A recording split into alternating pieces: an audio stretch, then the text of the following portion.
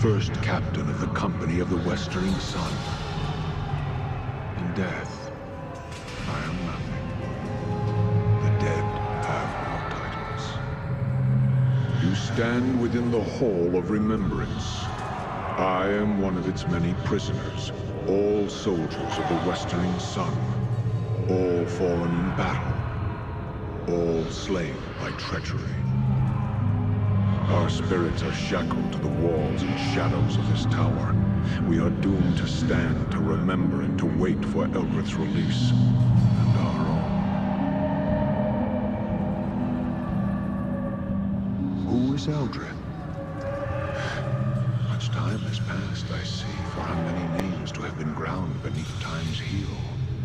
Have you not heard of Eldrith the Betrayer, the traitress of swords, Eldrith of the Westering Sun? That she has been forgotten is irony of a sort.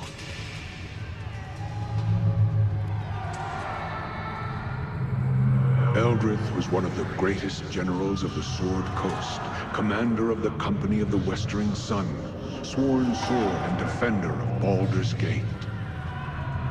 She served with honor and distinction in the first and last seasons of the Sundering War, the Crescent Port Siege, and finally, the campaign against the Black Horde. In all these battles, she was victorious.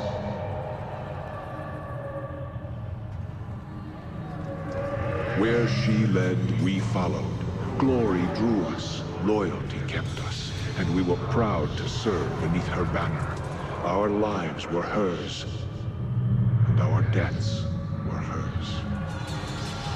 I do not know when pride burrowed into her heart, but it poisoned her. It was a poison I did not see until it was too late. Eldrith had fought too many battles, achieved too many victories, and she had come to see the city of Baldur's Gate as her own. On the day of the great betrayal, and the last day of the campaign against the Black Horde, I left my wife within the walls of Baldur's Gate, where she would be safe, and told her I would return. She was one of the most beautiful elven maids I have ever known. There are times when I feel as if I hear her singing for me still, waiting for my return. Then I fear her spirit shall never be laid to rest while I am trapped here. My wife, to think that she suffers still, and for my sake. Our company took the field against the Horde and scattered them, even though the orcs and goblins outnumbered us 5 to 1. Still, in the rout, almost half their forces survived and fled the field. Eldrith was determined to pursue them. The Dukes of Baldur's Gate refused. Too many good soldiers have been lost, the Dukes told us. They and the people wanted no more of blood and death, and they felt the Horde would not return. Eldrith was furious. Even though we had lost many men, she felt it was better we deal a death blow to the Horde and ensure they never threatened Baldur's Gate again. And so she defied the Dukes and led us to our deaths. Already weakened, we chanced upon one of the straggling bands of the Horde and cornered them within the Dosiah's Cleft. It was tactical brilliance in trapping them within the canyon. But in doing so, we gave them no choice but to fight us. Backed into a corner, the Horde proved more vicious than we had anticipated. Eldrith, fearing of losing the field, sent a messenger back to Baldur's Gate for reinforcements before the Horde broke free of her trap.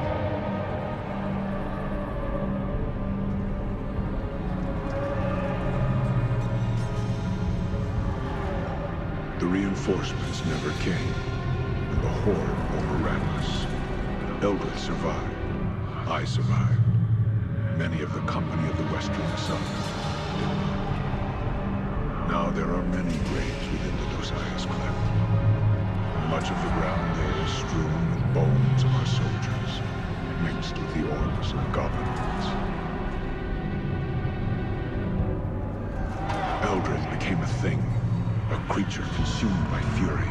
Wounded, she returned to Baldur's Gate to demand an audience with the dukes. Instead, she was met at the gates, told that for her disobedience upon the battlefield, the walls of Baldur's Gate will be forever closed to her and the Westering Sun. Eldrith, she gathered us, all of us who remained, all of us who had sworn to serve her, and she ordered our broken company to attack the walls of her city. She swore she would take it from the dukes, make it hers, and put the dukes to the sword. It would be justice, she said. Justice. It was suicide. We were slain almost to the man, and we were driven from the city, hounded by the remaining troops of Baldur's Gate. We knew no rest, no peace. They pursued us for leagues upon leagues, all the way to the marsh of Chalimber.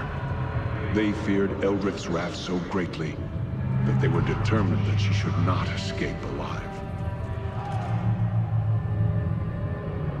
I died here in the marsh of Chalimber, and so did all that remained of the company of the Westering Sun. Eldrith was the last to die, brought low by crossbowmen and archers, men who feared to come within reach of her sword. Even against death, Eldrith's fury prevailed. Now she lives again, a creature of terrible power and terrible anger. In her eyes, she sees nothing but Baldur's Gate in flames. You will find her at the top of this tower, at her watch, waiting for battle. She knows you are here. She has attempted to seal you within this hall, as the stones of the Onyx Tower obey her will. But even as she is the mistress of the tower, our spirits are part of the tower as well. I shall allow the stones of this hall to part so that you may reach her, and I pray, kill her for the last time.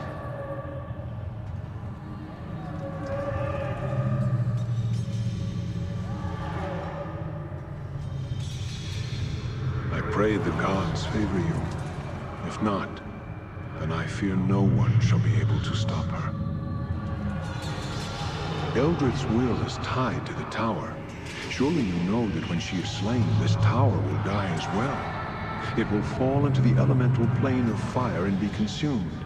You cannot escape this tower while she lives, and not after she is dead. Can you not use the way you entered to escape?